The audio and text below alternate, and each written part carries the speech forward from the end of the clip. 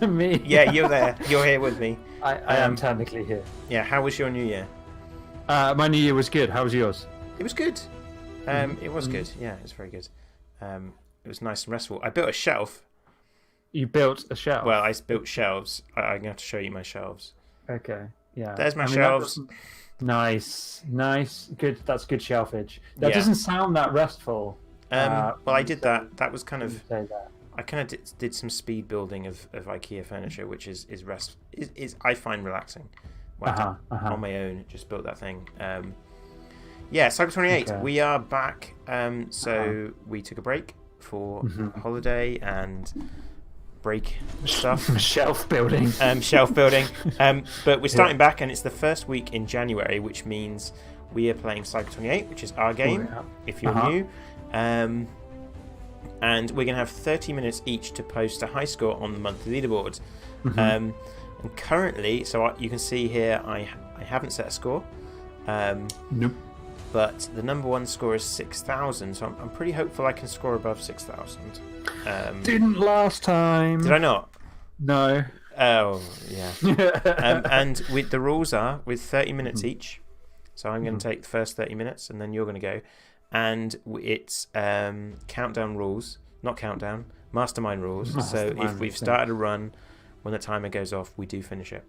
Yes, that is correct. And so we'll obviously, whilst we're running, like when Sean's doing his runs, he'll want to concentrate a little bit, but we'll keep the chat going and the dev talk and all that other jazz as well. So if you got a phone and the official timer there.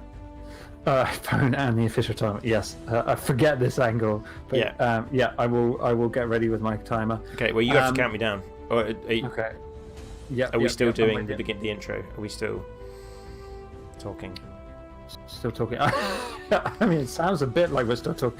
I've got my whiteboard ready, so I will be noting down scores as well. Yeah. Because there's nothing quite as exciting as a man with a whiteboard. I don't think there's too much else to say, really. Maybe it might be nice to say what you've been playing over the Christmas break, Sean. Yeah, I mean, I can probably talk about that as we play. Okay. Yeah. I mean, Red Dead Redemption is the answer to that question. Okay. And some Hitman 2. Okay. Well, cool. Well, you just okay. So I'm counting you in. Yeah. In 3, 2, 1. You may begin. I've gone. And now while I sit here and wait for my drones to spawn, because that's cheating. I've been playing I completed Red Dead Redemption, and like thoroughly enjoyed it. Like I get it's not some people's cup of tea, but I have been really enjoying that game. Not to mention that it is in some circles slightly controversial. Is it? I think. Well, I mean, there was a lot of stuff that came out about. Did we not talk about this last time? No. About the working practices to get it done on. Oh, okay. Yes, yes. Sorry. Yeah, you're right. I mean, there might be other controversies that I'm not aware of as well. I guess. Yeah, that's true. And there are people who just for whatever reason prefer not to play the mainstream AAA releases. I guess I'm going to end up talking negatively about it now. Talk about the things I wasn't so keen on. Some things that got frustrated. Like it did get frustrated. Like I played. Like we're both lecturers and we're both like trying to run a game development studio at the same time, and so that leaves little time to play games. Which has changed not as the much type as we'd of like. Yeah, which has kind of changed the way I play games a lot. And so.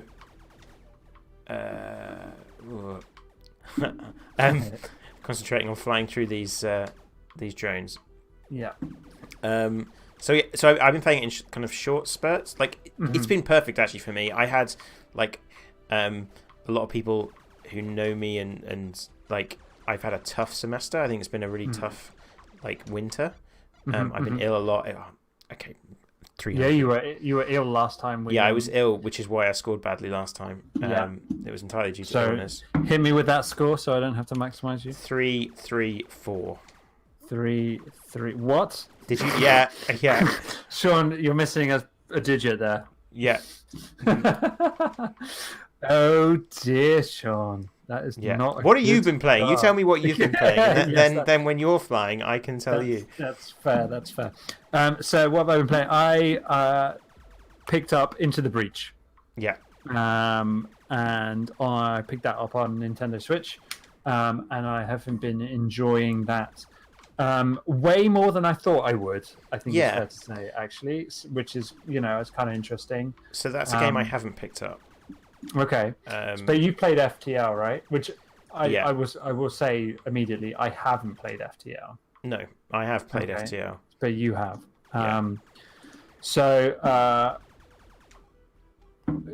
like obviously I know about FTL and I know how well it's thought of and things like that, and I will definitely now go and pick FTL up. Once I'm kind of finished playing around with Into the Breach, but I'm very much enjoying Into the Breach. My initial concern with it was that a lot of people were talking about it both positively and negatively about it basically just being a chess-like puzzle game. Yeah, that's why I haven't bought it. Yeah, and it that put me off because, like, as much as I don't mind, chess-like puzzle games, I guess to a point, I want it to feel like I'm playing something exciting, dynamic, blah, blah, blah. Like my choices, it's not just trying to figure out a specific solution. Yeah. Like I know you're a big Witness fan. And stuff like that. So I know you love your puzzle games anyway. Yeah. But I suppose naturally that's not something I consciously think of myself as being as a gamer. Yeah. I get that kind of weirdly computer games, you can make the argument that they're always puzzle games. Like there's always a degree of puzzle to them. For me, it's like we like Total War games, right? Yeah. And Total War games, like as much as you've got the strategy side, they feels like there's a little bit of randomness, like sure, because it feels like it's a simulation of a battlefield rather than like StarCraft, where it's like these units fight each other. The outcome is always the same, depending on like it's a bit more complicated than that. I think there's like differences in terrain and stuff, but essentially some numbers are calculated. There's not much randomness. Yeah, and I think actually how games either hide or own up to that randomness, I think is a really interesting aspect of design and how players respond to that. Some players really can't stand if the randomness is too obvious. This is like they're like 90%. Oh, I've got a 90% chance to hit, and if I don't hit, I feel like I'm cheated. Yes, even though actually there's a 10% chance you miss. Yeah. And that 90% is also ridiculously high anyway as it goes. So, but yeah, and that experience of 90% is which is in really okay, go on. Interesting psychology. You haven't played XCOM either, have you? No, that's a game. Which is interesting, like in the context of Into the Breach. So, do you like Into the Breach?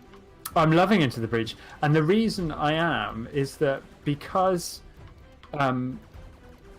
I suppose because there's I have played it quite a lot actually over the Christmas break, but I think it's partly because I'm still relatively fresh to it, but also because just the way my brain works or doesn't work, depending on your definition, is that even though there's a limited number of islands with a limited number of missions on them, I have absolutely no interest in trying to quote unquote solve those puzzles, like before I start one. Yeah. So I don't want to go in thinking, right, I've got to deploy this unit here, that unit there, because this enemy will come up here and that enemy will come up. Oh, yeah. What was that? That was 3, 2, 1, 2. 3, 2, 1, 2. So you got the right number of digits. Yeah, that's the important thing. It's a good. I think I'm using. Do you know what? I'm not using the right. I'm gonna go. You're changing your build. Yeah, that's fair enough. What was I saying? Yeah, so the what I'm trying to say basically is that the game side of it feels satisfying and random enough that I don't feel like I'm just basically doing a Sudoku. Yeah.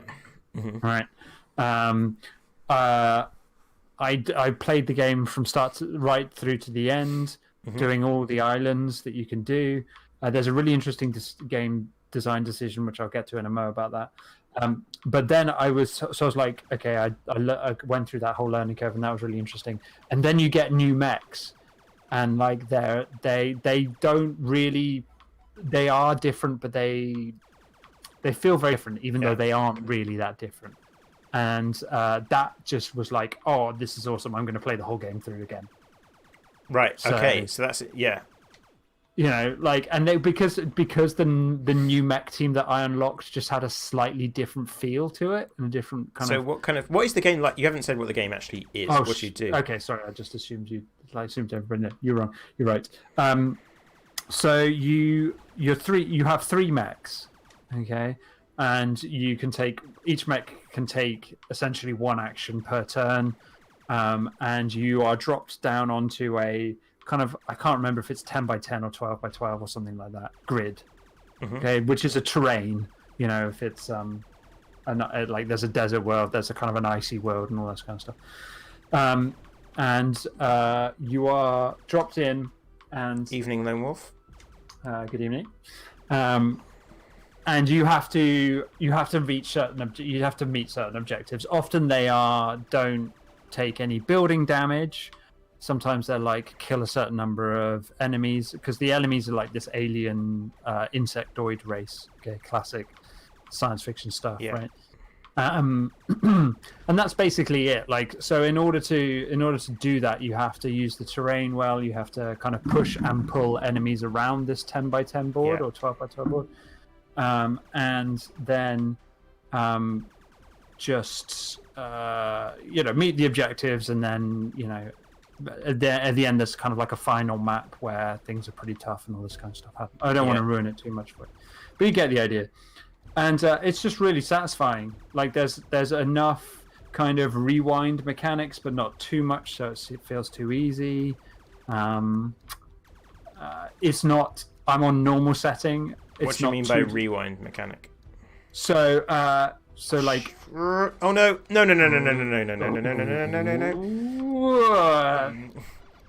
That's. I mean, you're still clocking up a good score this run. But rewind mechanic, what do I mean by that? So it's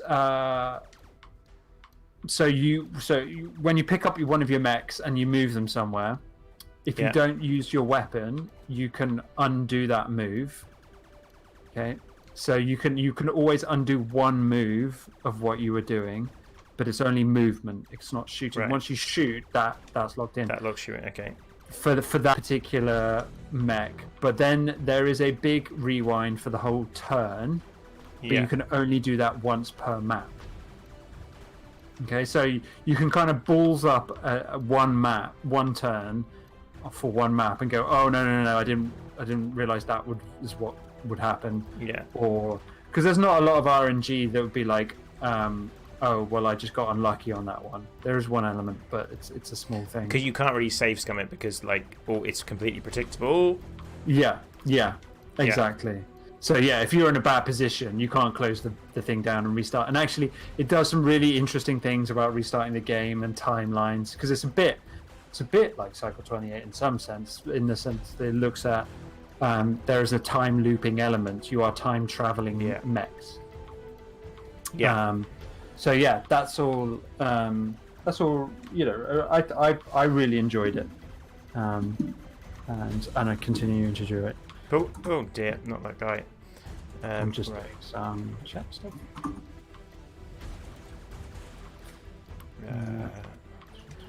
My eyes are completely 100% focused on Olivia right now. I think it's because you've got a pretty decent run going here, pretty decent score. Talking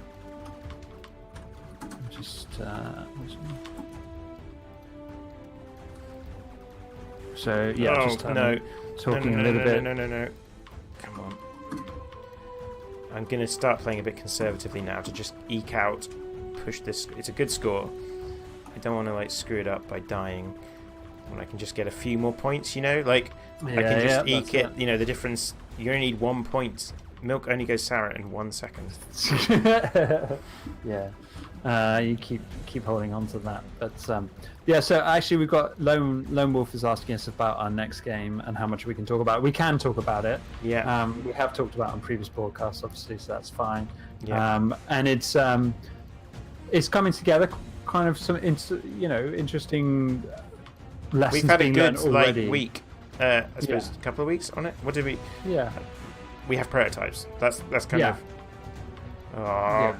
So, but I mean, we're in very, very early stage of prototyping. As I know any dev watching this will understand the importance of those early prototypes and how much they can really tell you about what you're doing, what the final game's going to actually end up looking like, and I guess ultimately, like most developers, what we're looking for is that feeling that regardless Come of on.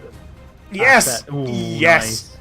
What is my Nice. best score? Like, you could be doing a PB here, dude. Like, this looks pretty legit. I think you've passed it.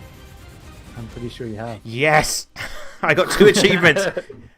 Oh. Nice. And does that mean why? Oh. Nice. Okay. There. Right. Bloody hell. Right. Okay. 11, 3, 3, 2. This game is pretty good, Dave. Bravo, dude. Bravo. Yeah. So everything's good when you're winning, huh?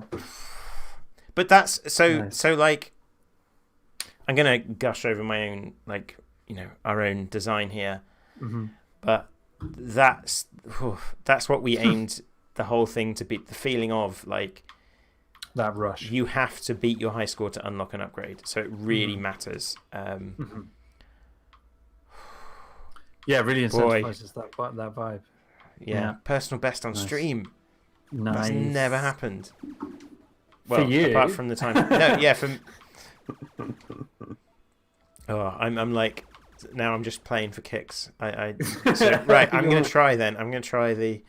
Your work here is done. Oh, so now I've got defense drone. Do we? I forget if that's so. If I get hit, but I don't want to get hit, so I'm not gonna. I think that's one of the. I think if we talk about the different power levels of upgrades, that's one that stands out as a weaker one, right? Yeah. So Because you don't want to get hit. No. You just don't want to get hit. So I'm going to go with the build that I kind of like thought about trying when we were pre-stream talking about things, which is light drone and heavy drone. Yeah. I can't even begin to imagine why this would work well, but why not give it a try? Yeah. Sorry about like interrupting the talk of our prototyping. No, that's fine. So all I was going to say is that we're at the stage where we're just what we want from anything that we're doing is that sensation that what we're doing is fun. Yeah. And it feels like it. Because we've done a lot of like. Do you want to talk about the process we've taken? The full process we've taken, like we got together at your house and like right from start. No, we started actually probably at my place with the whiteboard. Do you want to? What did we do? Yeah. Okay. So I mean, maybe we even started earlier. That I feel like it started. When did we at pub start lunches. talking about the third? Yes, actually, yeah, we did. Yeah. And we took. I guess like most things, it starts with the idea, the concept of like. The concept we actually before we even started working on Cycle 28. Yeah. So I mean, we played 80 Days the other day. I really like that. I like the core kind of idea, and we were talking about wanting to make a game that was about traveling. Because interestingly enough, Pillbug games to this point have not really been big on the concept of travel. Yeah. Obviously, Olivia is stuck in the situation she's in, both temporally and spatially. And then intelligent design, you are very much locked into that, map, which is big enough. But it's so we were kind of interested in trying playing around with that concept of travel a little bit more and seeing what we could do with that. It kind of then it spiraled from there into kind of what are traveling games like? What are we trying to do? What are we trying to simulate? What kind of experience are we trying to simulate? So then we were like, I always like the idea of building games too, like building games, should I say? I think that came about really from doing a bit of market research and a bit of streamer research. Because when we were looking for streamers and YouTubers who might be interested in Cycle 28 and intelligent design, it really struck me how many streamers love to just like how many streamers' descriptions were, "Come chill out with me as I build stuff." Yeah. What is the? Right? Is it creative games? What's the? There's Yeah. a genre, isn't there, that seems to be coined by Yeah. streamers more than anything. Yeah, I think that's it. Like, and obviously, I think they're like, because obviously Sean like is quite struggling to hold a coherent conversation and play Cycle 28 because it's an intense, like, full on, you know, arcade shooter, reflexes, blah blah blah blah. If you're streaming, like, and I think this is partly some of their kind of battle royale like popularity as well, Yeah, over that's interesting. FPSs as well, is that you do get some dead time. Isn't the right way to talk about it, but Downtime. It's yeah, exactly. So the pacing of it, right, is slightly different, Yeah. and it appeals to streamers as well. I'm trying to get my multiplier to 10 because there is the biggest unit in the game is currently on the board, so I want to kill that with a 10, and then that would get me, like, I could get another PB. So I mean, that's the thing. Like, are you going to ruin a good score by chasing that perfect moment? well, I don't care about any. Like, I've already got that score. We don't. I don't need. We don't play for averages. It's just the one score. But this isn't going well. I'm trying too hard. What about the Because derby? now I'm gonna have two bosses on the. There we go, two at once. It's a risky. There's. I don't know. Like, I think. I feel stupid talking about our own game in like this way because it's ours and it's like, but it's nice because I guess we've had a break. I've not played this in a while, and I'm realizing things like this idea of this. There's a real push your luck mentality to this game, like with the idea of the multiplier, and I could have taken that boss out like a million times, but I'm trying to maximize my score. Like, so there's quite a lot of, so like, how did we get that depth in the game then, I guess, is the question. Like, what's, in terms of design, what is it that we did? I mean it's gee, oh, what? There's enough bloody shield ships there. Oh, nice. He dodged quite a lot of that though. Wow. Oh, now Olivia's going to turn up. So God, what did we there do? she is. I think like it's actually quite simple. Oh, there you go.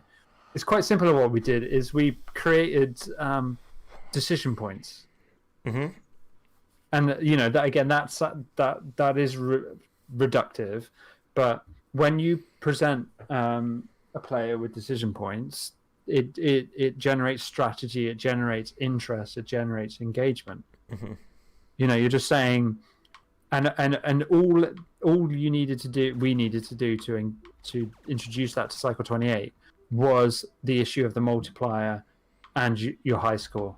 Those two things just do that, right? Like, because unlike a puzzle, unlike chess, as it were, there's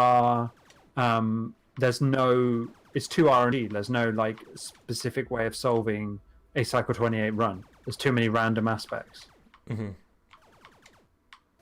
But yet there's still strategy to it. So I think that's kind of interesting. I mean, I remember, I've probably said this before, I remember seeing someone who gets very high scores, much higher than either of us. And the way he would approach I think it was, no, Haystack. Right, okay. Posted a few videos on YouTube. Without commentary or anything like that, but just to see it.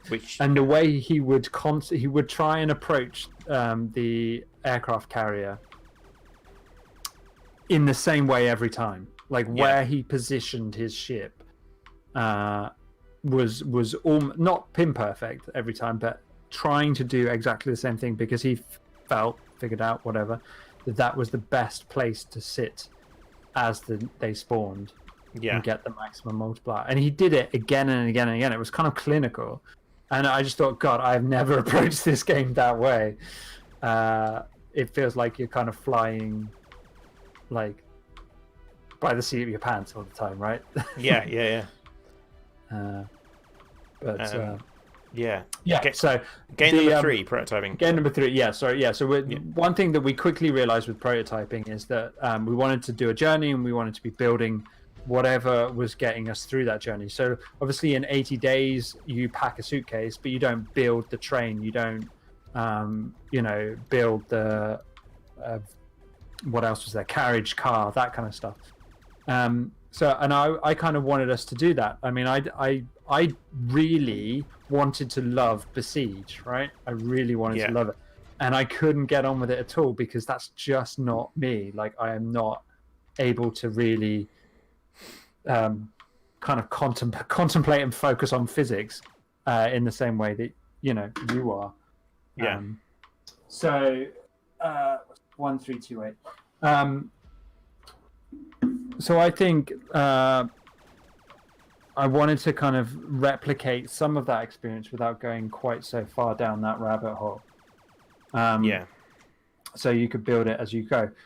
Because people like building stuff. And again, it comes back to that kind of streamer idea. I wanted a game that would kind of work really well for streamers and streamers would get excited about, and that we'd enjoy streaming as well. So that kind of... And then when Sean started prototyping it, what quickly became apparent is that it couldn't be... We didn't want it to be necessarily a theme hospital, civilization, roller coaster tycoon, Total War-esque keyboard and mouse build experience. That just didn't feel quite as satisfying for what we were trying to do. And in the end, we took a much kind of more like Far Lone Sales approach to the next round of prototyping. And whilst we're not looking to reproduce exactly that experience, it's no bad thing to sometimes have other games that you're thinking, well, it's going to be a bit like this because I really like what it does when this happens in this game. So that I think that's about roughly where we are now. Is that fair to say? Do we have like a one-line pitch for this yet? Like, how am I doing on time?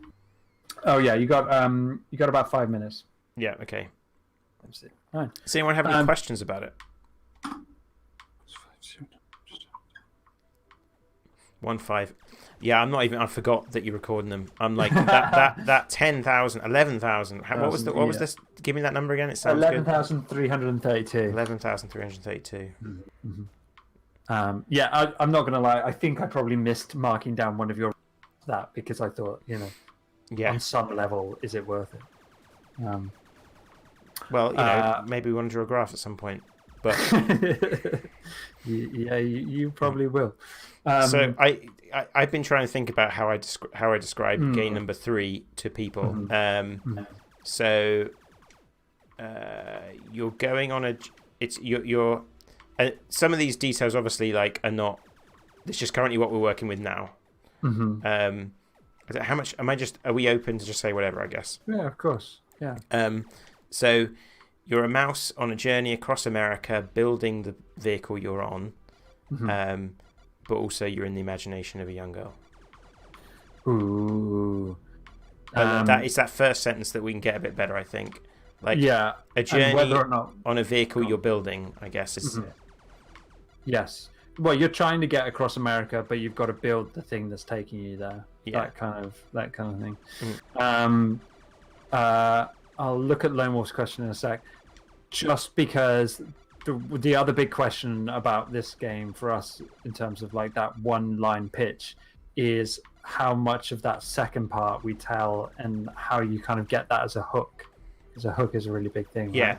Like a mouse building a vehicle is already slightly hilarious, but that second bit is going to be the thing, hopefully, that makes people go, huh, or that's interesting. So Lone Wolf asks, how do we approach getting ideas that are good? I'm trying to think of ideas for my next game. That's very difficult to think of one that I can execute well. I think you've hit the nail on the head there about just being aware of what you can and can't achieve in your own game development. Being open to pushing yourself, obviously, but at the same time, you're not a 20-person studio or 100-person studio. producing the next X, Y, and Z. Yeah. So understanding where your strengths and weaknesses lie. 811. 811. I will record that. Mm. Understanding where your strengths and weaknesses lie, how you can scope for that. I think the big thing for indie development, as most people will say, this is not my idea. It's just I agree with it. Is that understanding what you can scope for, and not being upset when that means. What do you mean by be... scope? Some people might not like. So a scope of the game, for instance, like on a basic level, would be how many levels you've got, how many enemies you've got, how many different ways of shooting you've got. I'm just thinking of these because I'm thinking of Cycle 28. Mm-hmm. How many sprites you're going to. I suppose we would. This comes back to the kind of like we were talking before the stream about this. Yeah, exactly. Like Lone Wolf says, don't do an MMO. Like it's like the MMO versus like Cycle 28, right? There's different scopes, but also like thinking about adding content versus adding features. Mm-hmm, mm-hmm. So I'd like content being a new enemy ship and a feature being multiplayer. Yes. So those are two things, and there's a lot of what is your game going to need lots of new features, or is it going to be are you going to get one core very solid feature and add more content over time? Mm-hmm. Which is gone. Something that you kind of said, and I like about like pushing yourself is every game like 28 for me. Like the reason because I started Cycle 28 before you joined Pillbug. Yeah. And the reason I did this is because I wanted to learn how to make a game that felt good. Like Intelligent Design was very much like a slow-paced, sit-down and build stuff game, and I was like, I want to make a game that just feels good, gets you into a state of like flow. And so I wanted to. That was my goal was to learn something. Yeah, that was really my goal. And that's that's a great goal. Like, okay, making money, whatever. Being able to develop as a way to make a living, blah blah blah blah. Wanting to do this so that you learn something is clearly the best reason to do, arguably anything in life. But like and 1823, but not just like it's not like I'm just want to learn, but also I want to learn because eventually I want to make money. It's kind of do you know? But that learning process is key, and it is a really good motivation. Yeah. Let me just check you on time. You got this run. Okay. This your last run. So that's kind of a slightly more kind of, how should we say, kind of mechanical approach to it. And something I would add to that. Oh, there's my timer. I've started, so I'll finish. Yeah, exactly. Is that don't let that put you off. Kind of making the concept that you are excited by or interested by. So like what we were saying is I'd love to do a game where you travel across the world, right? So it's around the world in 80 days. And that's the concept that was excited me for the next game. So then you're like, well, how do I do that within the scope and capability of a company like Pillbug, rather than Activision or Blizzard or a AAA developer. Yeah, you have it's like constraints are really valuable. I think. Yeah. Like we've made some lots of decisions on the next game based on the constraints that we have, like based on what skills we have and don't have between us. Yes. And actually, I think this is the case for all kinds of creative endeavors, whether it's writing, music, art, whatever. If someone just hands you something blank and says, create something, that is one of the hardest things to do, right? Like, if it's a painting, you'd be like, well, what do I paint? If it's write me a story, it's like, well, about what? So game development, I don't think is any different in that respect. I think if you just like make a game, okay, well, where do you even start? Whereas if you're starting to say, right, okay, I have this basic idea, and I start with the things that I can and can't do, you're within those constraints, you're immediately actually have a set of tools, a set of way. It's like I can't make can I make 3D models? well, if I can't, then probably I'm not going to make a 3D game. Or yes, and that's and I think the key thing psychologically is not to view that necessarily as a bad thing. Like I think it's really easy to say, oh, I can't make 3D models, so I might as well just give everything up, or I'll never make it, or whatever. I think it's looking at it or that there's something wrong with you. Like, okay, that this might be an opportunity to learn how to do that, or you just say, okay, so that's something I'm not going to do on this game, and that's okay. I think that was quite a big thing. For me as someone who's trying to be creative in whatever they're doing, just saying, like, you don't have to compare yourself to what everyone else is doing all the time. You just say, like, this is what I can do, this is what I want to do, and that's cool. Mm-hmm. I suppose, like, we have lots of ideas, and I guess it's, well, we don't prototype all that many of them, I guess, but I've got lots of prototypes I've just chucked out. I think is the other thing to think about is and that's I mean that's something about any creative endeavor.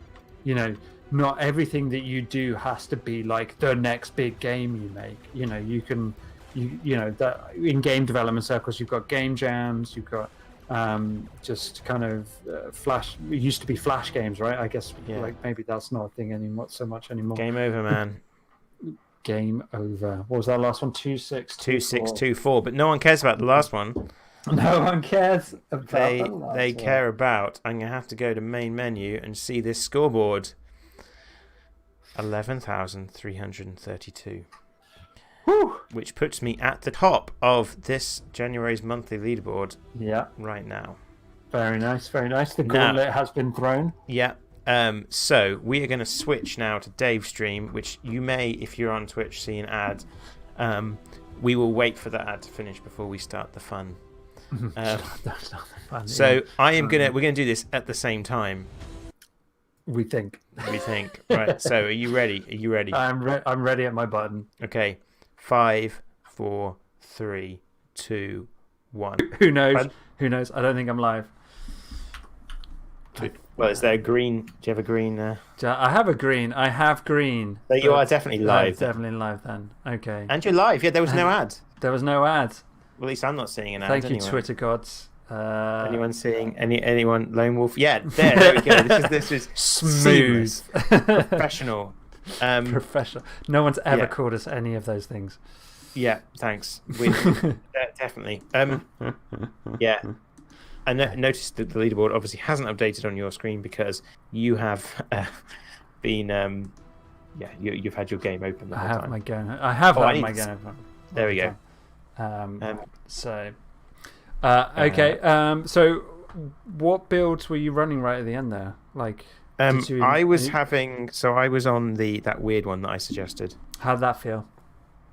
I felt like I could have done better. I was like I was like properly done after that. You checked that last out. run. I was like, there we go. Yeah. Okay. Well, just so that everybody at home can see Sean's power. That's there it is. There's the whiteboard. Yeah.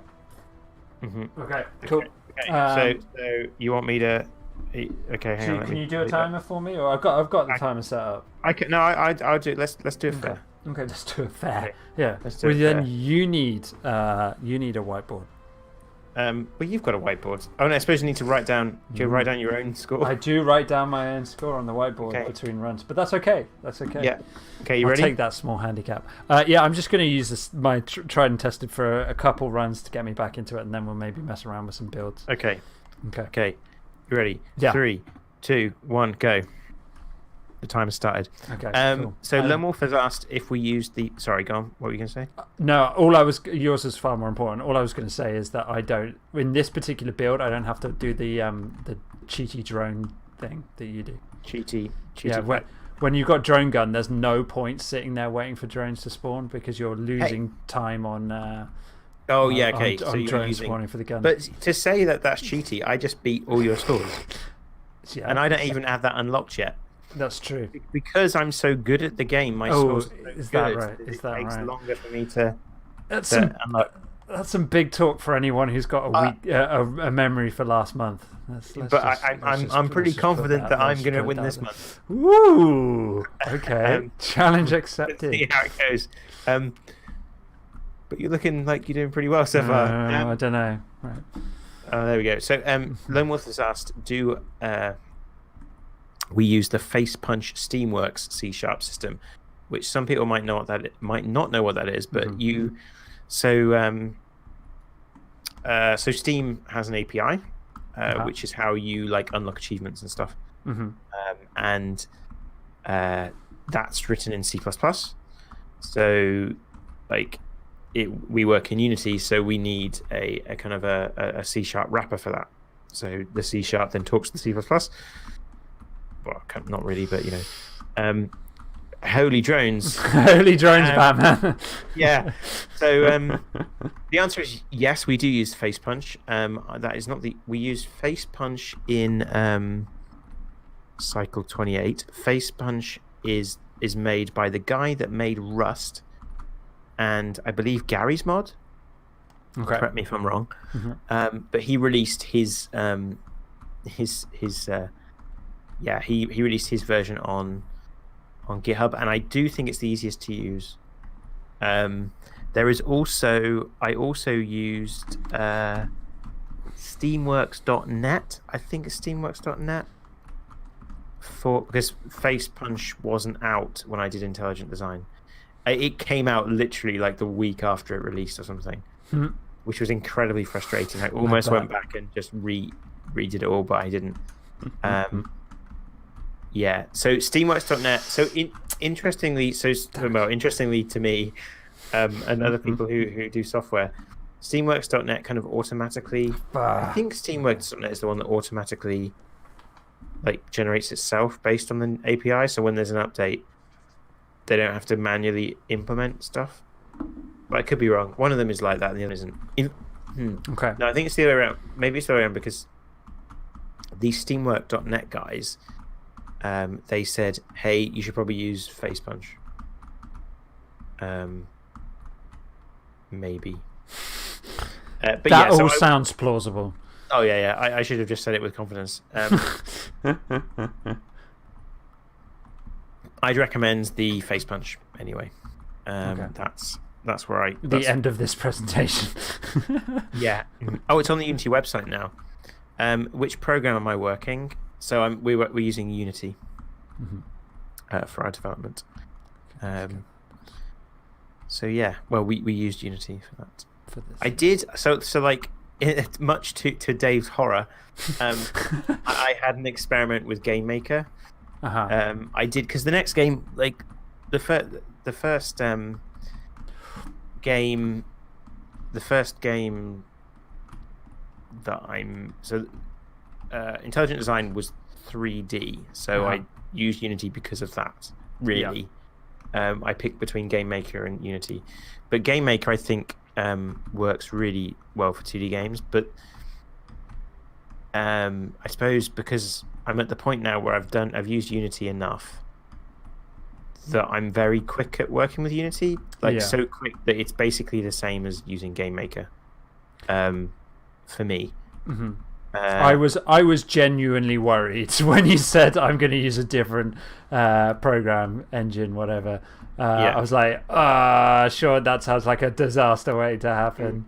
But the new, so like Unity 2017, the latest one is really, they've added some really good stuff. I use Visual Studio. I would use I saw some people using like Visual Studio Code with Unity, which 4,800. Wait, that's like reasonable, almost half what I got. Getting there. I have seen the roadmap with Unity in 2019, and it's really exciting. I think there's some cool stuff. So, because when doing the prototypes, they've added this thing, nested prefabs, which is something they talked about for ages, and it's amazingly good. sorry, Mr. G10. Do you use Visual Studio? Or use your Studio Code? Just out of interest. So yeah, no, the nested prefabs are incredible, like incredible. So you have a prefab in the level. So and one of the problems you used to always have was you had your level set up with all your kind of prefabs, and you change one of the parameters in that prefab, and you're never quite sure, have I changed it for just this one in the level, or have I changed it for every version of that? So now you kind of click on a game object, and it then opens up the prefab stuff. You kind of go deep into it. It's kind of hard to explain without showing you, but maybe you should do a little tutorial. Awesome. Yes, I have been thinking about doing that. Like, I really want to do some game development tutorials. Because the web development stuff on our channel is quite popular. Yes, definitely. So, like, it would be nice to do a few more of that, a bit more of that stuff. So yeah, maybe watch this space, and maybe if that's something our Patreon patrons would like, let us know. Yeah, we could. I was thinking, yeah, we could. That would be some good content for those guys, definitely. Yeah. But yeah, so I'm. Yes, like I'm excited to get coding again. Yeah, it's been. Do you want us to talk a little bit about why it feels like it's been a while since you've coded? Because that would be a major part of a game development, is life. Yeah. Not? So I guess kind of interesting because something we said earlier is it's been about a year since we released Cycle 28. Yes. Well, not quite. We released in March. Ah! And it's so 3 months. We'd released on itch. Already 3259. No, when we released on itch? No, we didn't release on itch early. Yeah, we did. We did release on itch early. Did we? In January, at the end of January, we didn't. We did. We'd released to some beta testers. And then we released in early access on itch. Because I remember releasing it. I was on a field trip, and I set it live as I started driving.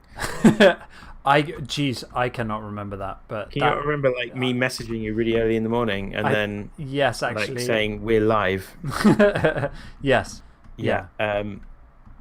So we did. I'm gonna take my hoodie off, so I'm gonna be a bit quiet for a second. So why have I not been coding? So why have you not been coding? Well, because we released. You think we released Cycle 28? Probably I finished code. When did we finish developing Cycle 28? Really, it was before quite a way before we released. Yeah. Because we had to go through the Steam stuff, right? So you had to submit your final build. So we've been doing kind of nothing but releasing the game since then. Yeah, and stuff like this, right? So we do. Yeah, streaming stuff and and that's and going to shows and wow, what's happened since we went? In my head, I suppose we did. A milestone for me is when we did our first show. And I went on holiday as soon as we did it. Do you remember? We always drove to holiday. Yes, we did. Yeah.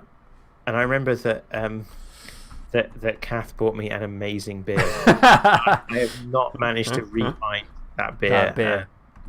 It was a donut beer, and it tasted like jam donuts. It was amazing. But anyway.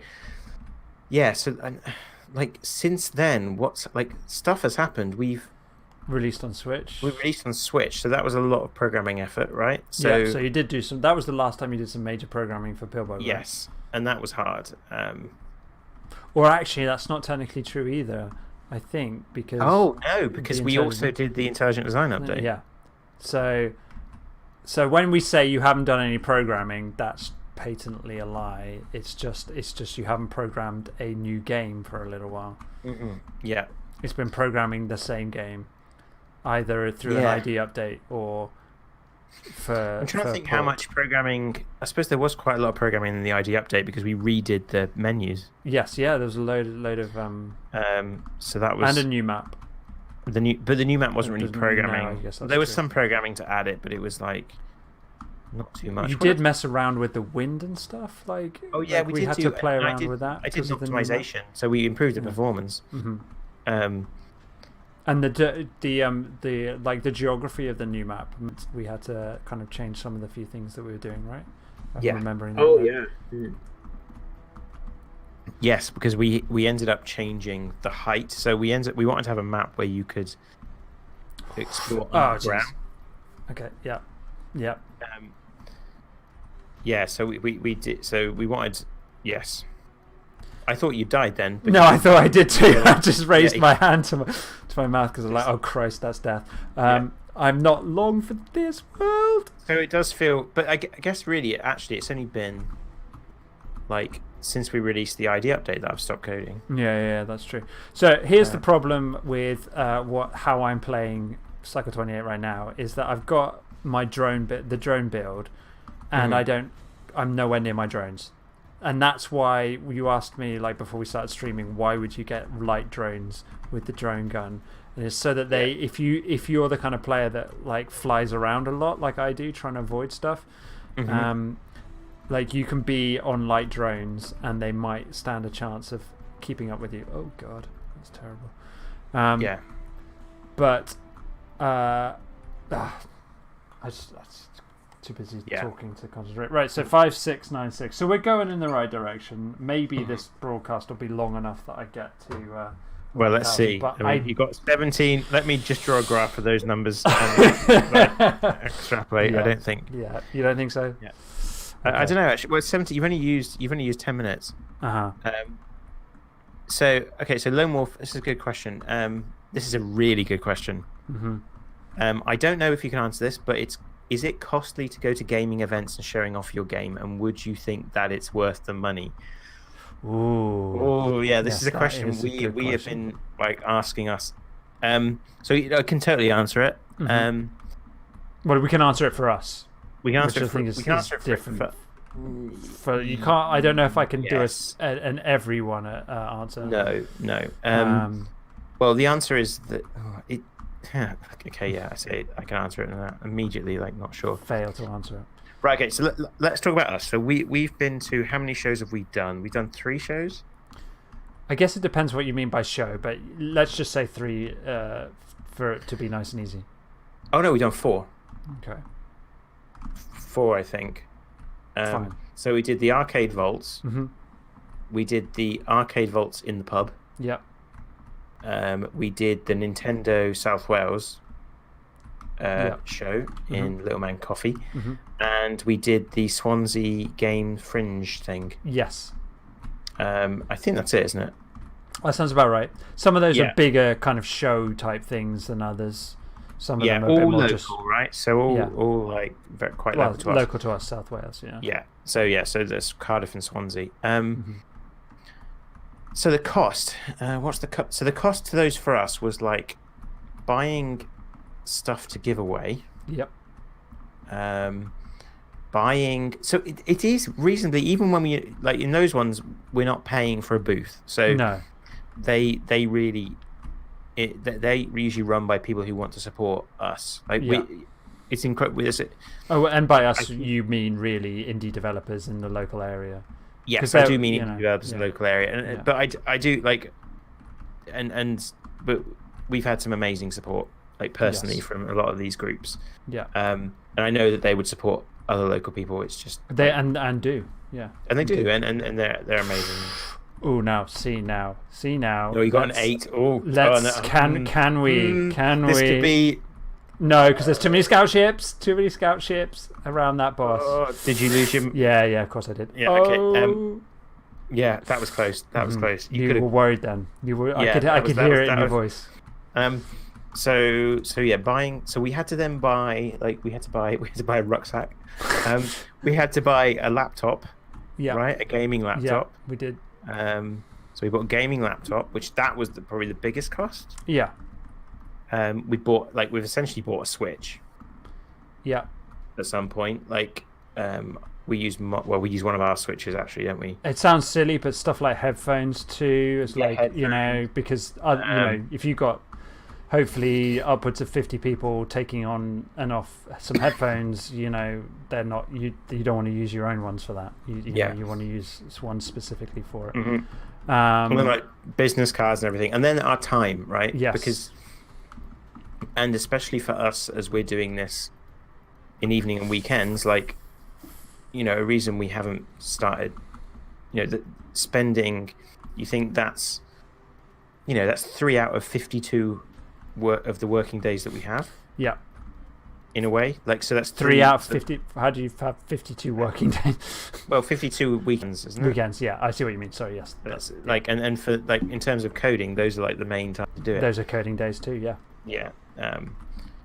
So it is costly. So I would say it is costly. It's not cost neutral by any stretch. And it would cost a lot if we wanted to go to like more kind of like bigger shows. Where you have to pay for the booze. Yeah, you would have to pay for booth space. Travel is another big cost. Like I think my advice would be if I can, I'll say it whilst trying to not die.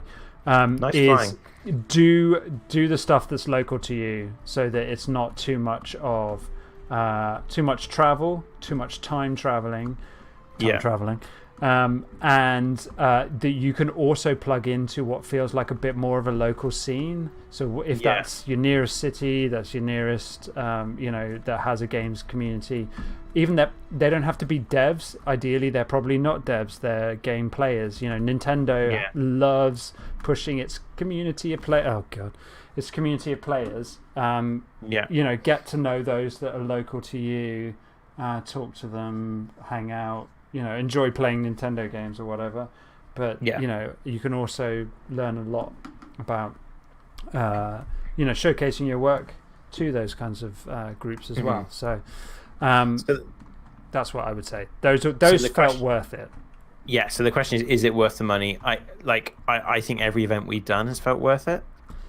Yeah. But it's hard to say, like, in terms of it felt so there's an interesting thing here that I keep wrestling with, this idea of, like, you could think about the idea of going to like PAX, like the Penny Arcade Expo, or going to GDC or something like that. And the question is that there's a lot of cost, but what do you and I'm not, like, I don't know the answer to this, so I'm not making a judgment here. Do you go? Is it kind of almost like you're going there to kind of to raise your own ego, which is not valueless in itself? Yeah. You kind of say, oh yeah, I was at GDC. Yes. Or how? Like, what is it? Could you measure the number of sales you generated? That's often the question, isn't it? It's like, do these things generate sales? And I think you can math out the numbers, right? Or you can try to and say, like, there are known costs: the travel, the time, the backpack, the laptop, the headphones, the display case, the swag that you give away. These are all costs that you can factor into that question of, was doing this worth it financially?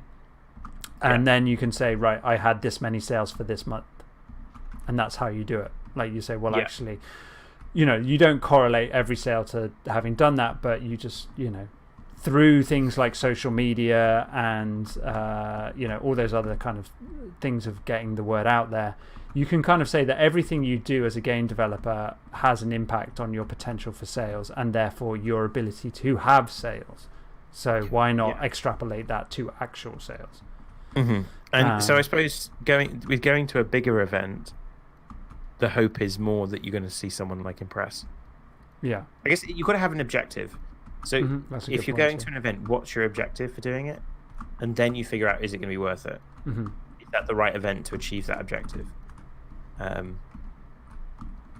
It sounds really cold, but it has to. You have to. I guess that's the way we approach things. Is you kind of like, we are, like, I love we both obviously love games, and that's why we're doing it.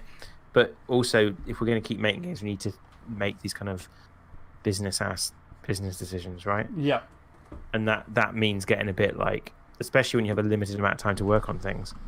And you can't apologize for that. Like, Oh yeah, yeah. At the end of the day, it is a business. It's an art form, but it is also a business. And if you don't want to look at it that way, and you don't want to make games that way, you can make games for the pure art and the pure creativity of it. No one's going to stop you. No one can say, oh, you should be making money with this. That's not how that works. So but if you are interested in doing it on the business side of things, you do have to stop thinking. You do have to stop apologizing for that and apologizing for it being a business, because otherwise you're going to be wrestling with that forever. Yeah. I guess so like, would it, like, we've talked about maybe going to like the ones in, like, where are the ones in the UK? What are the UK ones? So there's a few in Birmingham, right? Like, is it EGX or like, I guess my feeling London, is I guess is the other obvious like the main issue, Birmingham, the NEC, right? Yeah, I think Insomnia, that's the one. Yeah, okay. EGX, yeah. So the question about going to them, so like our problem is visibility. Yeah. Mm-hmm. This is the problem. Is like, people, we can't, like, it's hard to get people to notice that we exist, right? Yeah. Which is like, a lot of people's we should problem, be proud actually. of the job we do, and I think we punch above our weight quite a lot. Like we when we compare to other people who are self-publishing and stuff, we always are like doing pretty well, right? I guess like, if so, you, yeah. to other similar people, like if you look at all the games that we released at the same time as, we have more Steam reviews, and that's, which correlates to more sales, but yeah, so like we're constantly trying to like say, hey, look at us. So you go to a show with the hope that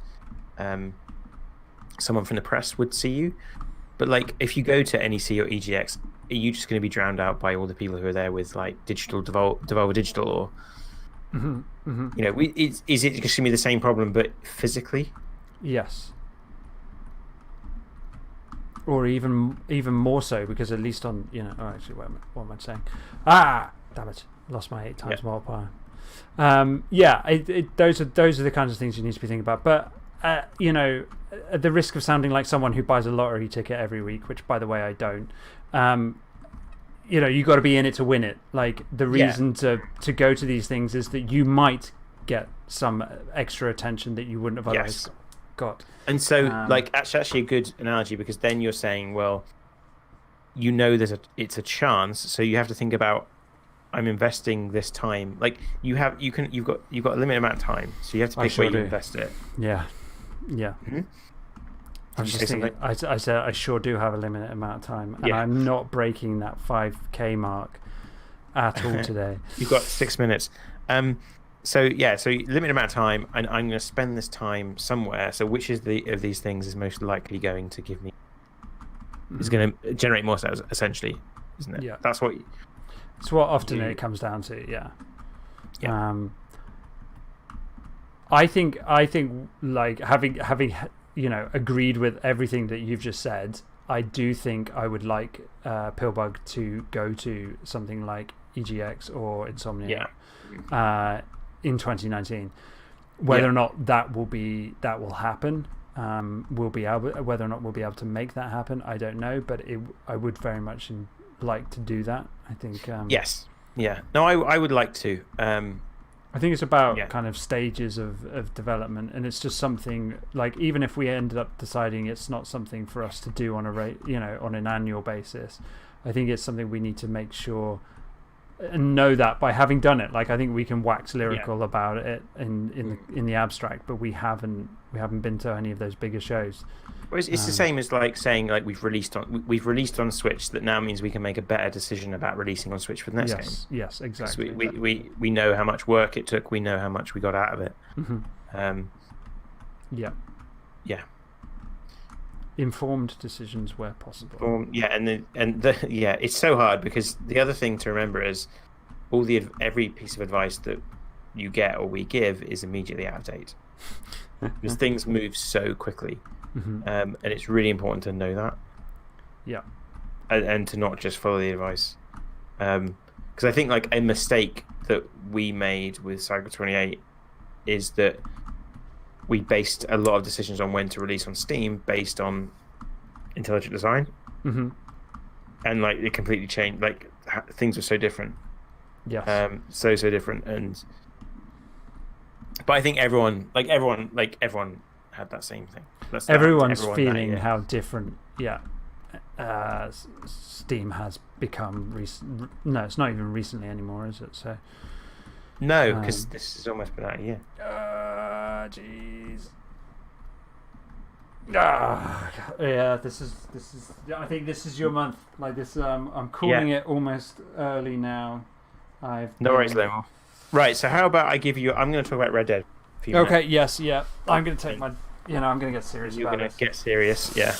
Take some clothes off. Unless anyone has any questions specific, like, feel free to interrupt with questions. But I'm gonna. Dave is going to concentrate now. Dude, I wish I hadn't been concentrating the whole time. Or zone out. So yeah, Red Dead is really good. I really like Red Dead, and so like why? I guess I started talking about my frustration, right? Actually, so one thing there's kind of like two games in Red Dead. There's the game that is the open world amazing cowboy simulator, and then there's the game that is the missions. And the missions do feel very like linear and very like you have to do it the way that we say, and because the rest of the game is so good at giving you freedom, you notice that difference really, like it's really apparent. And when I kind of like was just trying to get through the whole game over Christmas or finish the story, I just kept noticing that so much, like getting frustrated by it. But otherwise, I really enjoyed it. Like I enjoyed the story, I enjoyed the world, I just enjoyed riding my horse. So how does that because that's interesting. Like how does that compare to Breath of the Wild? So Breath of the Wild is is kind of like doesn't have that linear mission structure. Like you can. So I actually got stuck in I haven't completed Breath of the Wild. I got stuck because you haven't gone very far. I haven't gone very far at all. No. Right.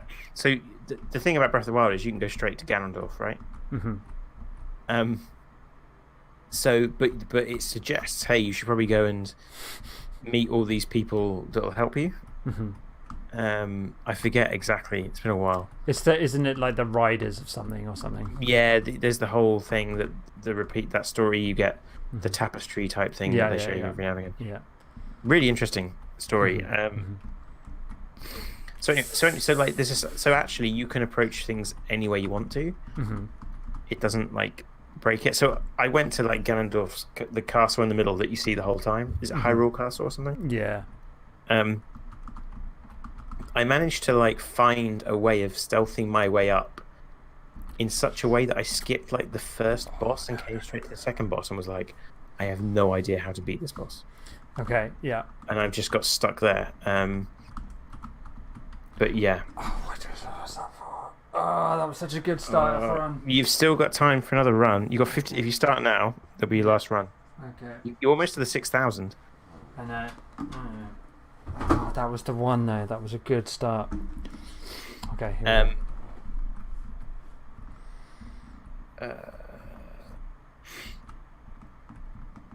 So Lone Wolf is kind of asking about this idea of making like your first game for free. And like when to stop working on a game, when to release it. Yeah.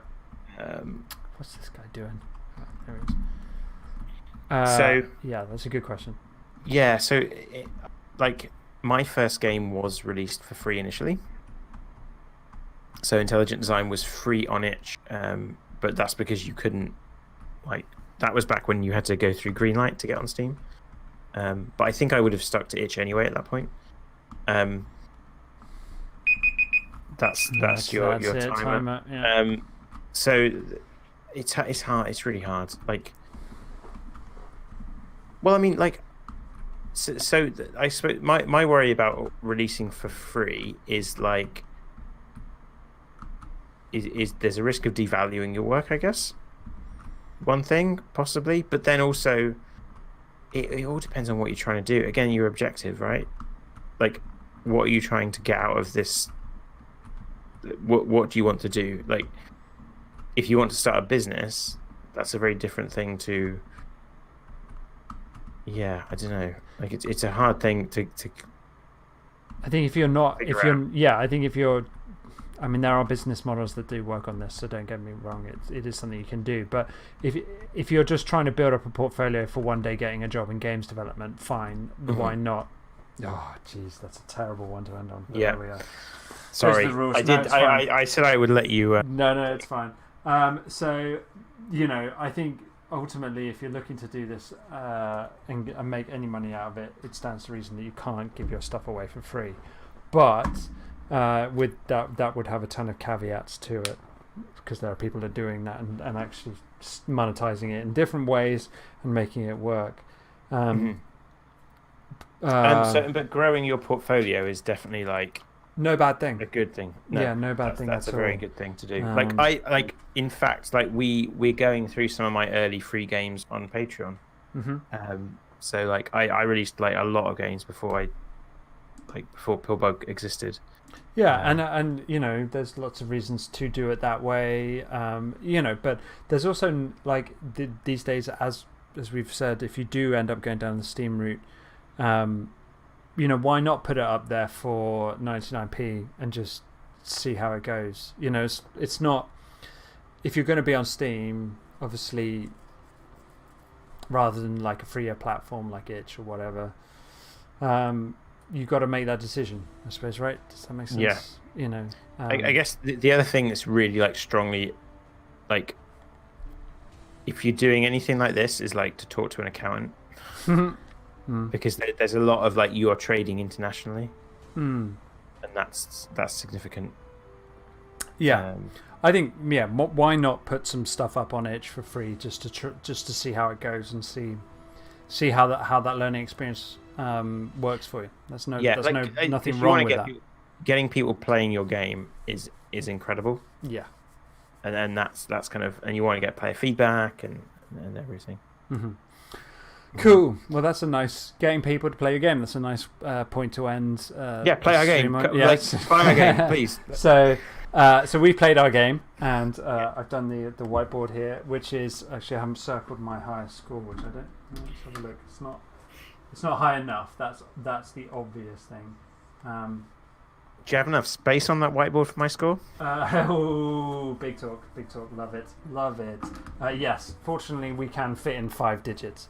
So this is this month's whiteboard, and congratulations, Sean, for pulling it back a good degree of honour. I think last time, I did. Yes, you did dishonour yourself, but you were ill, so we will let you off. Yeah. So that's it for January's Cycle 28 leaderboard run.